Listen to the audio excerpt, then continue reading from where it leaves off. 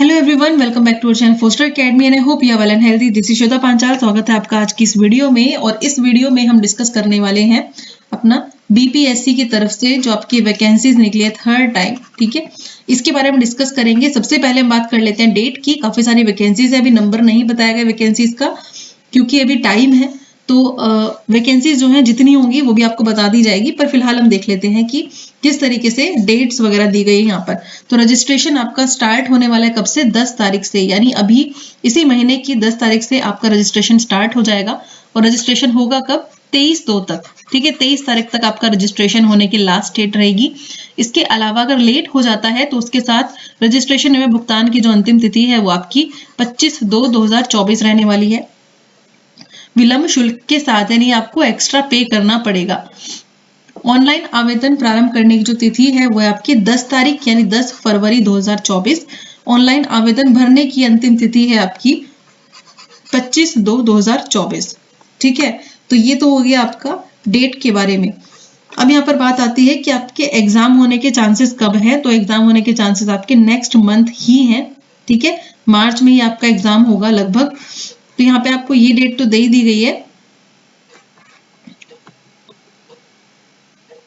ठीक है। आपको डेट तो पता चल ही गई है। आपका जो एग्जाम है वो आपका है मार्च में, मेरे ख्याल से 7 से 17 मार्च के बीच में आपका एग्जाम होगा।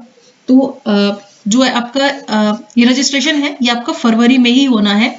तो टीजीटी एसएसटी की जो तैयारी है ये आपको करनी है यहाँ पर फोस्टर एकेडमी के साथ। मैं आपको क्लासेस दूंगी। इसके अलावा आपके जो प्रीवियस ईयर के जो क्वेश्चंस हैं वो भी यहाँ पर डिस्कस किए जाएंगे और आपको कहाँ से आप अच्छे तरीके से पढ़ के तैयारी कर सकते हैं, ये सब चीजें भी यहाँ पर मेंशन की जाएंगी, ठीक है। तो कुछ एक चीज है वो हम नेक्स्ट डिस्कस करने वाले हैं कि आपको जो फीस है, एप्लीकेशन फीस, वो कितनी सबमिट करवानी है। तो यहाँ पर लिखा हुआ है कोटिवार निम्न शुल्क जमा किया जाना है। पहला है आपका सामान्य कैटेगरी के लिए 750 है, 750 रुपए। एससी और एसटी कैटेगरी के लिए 200 रुपए। इसके अलावा सभी आरक्षित और अनारक्षित वर्ग महिला के लिए है 200 रुपए फीस, ठीक है। दिव्यांग अभ्यर्थियों के लिए कितनी है? 200 रुपए फीस। और कंडीशन दी गई है कि किनको दिव्यांग माना जाएगा। फिफ्थ है अन्य सभी उम्मीदवारों के लिए 750 फीस, ठीक है। कौन है? 750 फीस। तो चलिए ठीक है, अब आपको पता ही चल गया है। अब हम आगे डिस्कस कर लेते हैं कुछ और चीजें।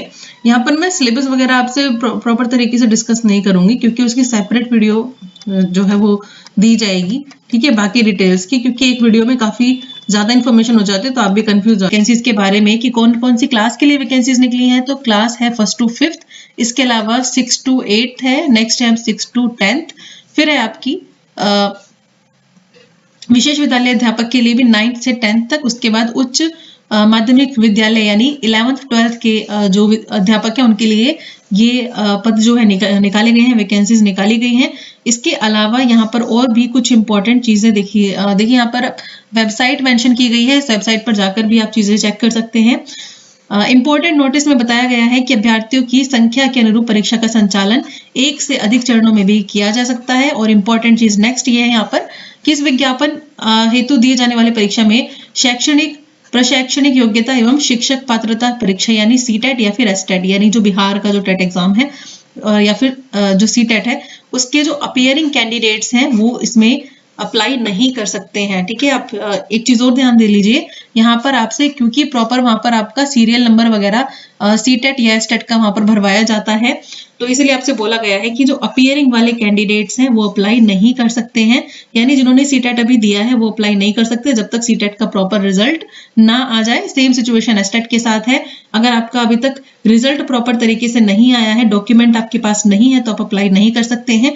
यहाँ पर अपीयरिंग में वाले अब बिल्कुल भी अप्लाई नहीं कर सकते हैं, ठीक है, क्योंकि अभी रिजल्ट नहीं आया है।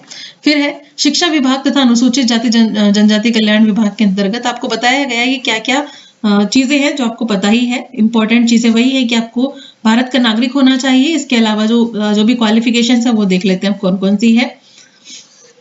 यहाँ पे आपसे बोला गया है या तो राज्य सरकार का यानी जो बिहार टेट जो एग्जाम है उसके बारे में बात हो रही है, या फिर आपका जो सी टेट है उसमें आपका शिक्षक पात्रता परीक्षा में उत्तीर्ण होना जरूरी है, ठीक है। यहाँ पे आपको बता दिया गया है पेपर 1 फर्स्ट टू फिफ्थ के लिए सबसे पहले पेपर को आपको वैकेंसी तो पता चल गई है, वैकेंसीज आ गई है, लेकिन फॉर्म फिल करने से पहले ये सब चीज़ आपको पता होनी चाहिए, नहीं तो बाद में फॉर्म रिजेक्ट हो जाएगा, एग्जाम देने का भी कोई फायदा नहीं होगा।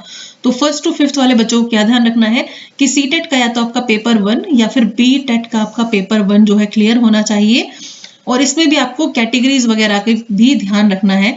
फिर आपका 6 to 8 वालों के लिए बताया गया है कि आपका सीटेट का पेपर 2 या फिर बी टेट का अथवा लगा दिया गया है, यानी या तो सीटेट का पेपर 2 या फिर बी टेट का पेपर 2 आपका होना चाहिए क्लियर, अगर आप 6 से लेके 8 तक के टीचर बनना चाहते हैं। फिर 9 से 10 तक वाले जो हैं उनको क्या करना है, 9 से 10 वाले जो हैं वो उनके लिए क्या होगा, विशेष वालों के लिए क्या है यहाँ पर एस्टेट पेपर 1 क्लियर करना जरूरी है। ठीक है, दूसरी बार फिर से देख लेते हैं। 9th माध्यमिक विद्यालय यानी कक्षा 9 से जो 10 वाले हैं अध्यापकों एवं 6 से 10th तक, और आपको ब्रैकेट में बता दिया गया है अनुसूचित जाति एवं अनुसूचित जनजाति कल्याण विभाग, इसके अध्यापकों तथा विशेष विद्यालय अध्यापकों कक्षा 9 से 10 के लिए एस्टेट जो है पेपर 1 जो है क्लियर होना जरूरी है। नेक्स्ट है आपका शिक्षा विभाग एवं अनुसूचित जाति एवं जनजाति कल्याण विभाग के उच्च माध्यमिक विद्यालय अध्यापकों जो कि आपकी कक्षा 11 से 12 है एवं कक्षा 6 से 10 तक, ठीक है, कि कंप्यूटर विषय में आपका एस्टेट पेपर 2 में उत्तीर्ण होना जरूरी है। लेकिन आपको बताया गया 2012 से पहले नियुक्त एवं कार्यरत शिक्षक जो दक्षता परीक्षा उत्तीर्ण होंगे के लिए शिक्षक पात्रता परीक्षा में उत्तीर्णता अनिवार्य नहीं होगी। ठीक है, तो यहाँ पर ऑप्शन में दक्षता परीक्षा भी मेंशन है, तो आपको वो भी देख लेना है।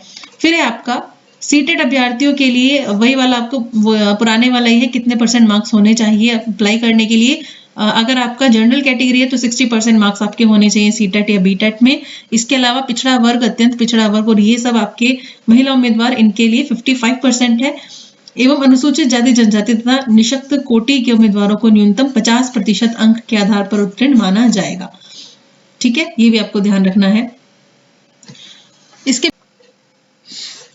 अगर हम यहाँ पर एज लिमिट की बात करें तो आपकी एज जो है उसकी उम्र सीमा के लिए जो कट ऑफ डेट है वो है आपकी 1/8/2023। ठीक है, 1/8/2023 आपकी कट ऑफ डेट मानी गई है। इसके अलावा आपको बोला गया है कि आपकी एज कितनी रहनी चाहिए फर्स्ट टू फिफ्थ के लिए, और एवं शिक्षा विभाग के मध्य विद्यालय यानी 6 से 8 के अध्यापक के लिए कट ऑफ तिथि जो रहेगी आपकी वो 1/8/2023 को उनकी जो न्यूनतम आयु है, कम से कम जो एज है वो रहेगी आपकी 18 साल, तथा शिक्षा विभाग के माध्यमिक यानी 9 से 10 वालों के लिए और 11-12 के अध्यापक तथा इस विभाग के कक्षा 6 से 10 तथा कक्षा 11 से 12 के विद्यालय अध्यापकों के लिए अगर एज की बात की जाए तो न्यूनतम जो एज रहेगी 1/8/2023 को ये रहेगी 21 साल। ठीक है, ये भी आपको ध्यान रखना है। अगर हम बात करें उपरोक्त सभी पदों के लिए अधिकतम आयु क्या रहने वाली है, ये तो न्यूनतम आयु की बात हुई है, अब बात करते हैं अधिकतम यानी मैक्सिमम एज क्या रहेगी। ये आपका जो जनरल कैटेगरी है यानी अनारक्षित जो वर्ग के पुरुष हैं उनकी 37 ईयर्स है, और पिछड़ा वर्ग, अत्यंत पिछड़ा वर्ग पुरुष हो या महिला एवं अनारक्षित जो महिला है उनके लिए 40 वर्ष, यानी कि जनरल कैटेगरी के जो मेल कैंडिडेट हैं उनकी एज रहेगी 37 ईयर्स मैक्सिमम। और अगर हम बात करें कैटेगरी वाइज तो ये आपका पिछड़ा वर्ग हो गया, इसके बाद अन्य अत्यंत पिछड़ा वर्ग हो गया, इसमें दोनों ही पुरुष महिला, और अनारक्षित यानी जनरल कैटेगरी की जो फीमेल है उनकी एज भी पिछड़ा वर्ग और अत्यंत पिछड़ा वर्ग के पुरुष हो या महिला उनके साथ ही साथ 40 ईयर्स उनकी एज रखी गई है मैक्सिमम। एवं अनुसूचित जाति जनजाति की अगर बात करें पुरुष महिला की तो उनको एज दी गई है 42 ईयर्स। ठीक है, तो यहाँ पर 3 तरीके की आपने चीजें देखी, 37 ईयर्स, 40 ईयर्स, इसके अलावा 42 ईयर्स। ठीक है, ये चीज आपको समझ में आ गई होगी। जो पिछड़ा वर्ग है, पिछड़े वर्ग के पुरुष और महिला या फिर अनारक्षित यानी जनरल कैटेगरी जो फीमेल कैंडिडेट्स है उनकी एज है 40, और जनरल कैटेगरी के जो मेल कैंडिडेट्स हैं उनकी एज 37, और एससी या एसटी पुरुष हो या महिला उनकी एज है 42 ईयर्स। ठीक है, इसके अलावा यहाँ पर और भी चीजें मेंशन की गई है। एक और है यहाँ पर वार्धक्य सेवानिवृत्ति की आयु जो है वो 60 वर्ष निर्धारित है। ठीक है, 60 जो एज है ये निर्धारित है सेवानिवृत्ति की जो एज है। नेक्स्ट आगे बढ़ते हैं हम, तो हम यहाँ पर एक चीज देखें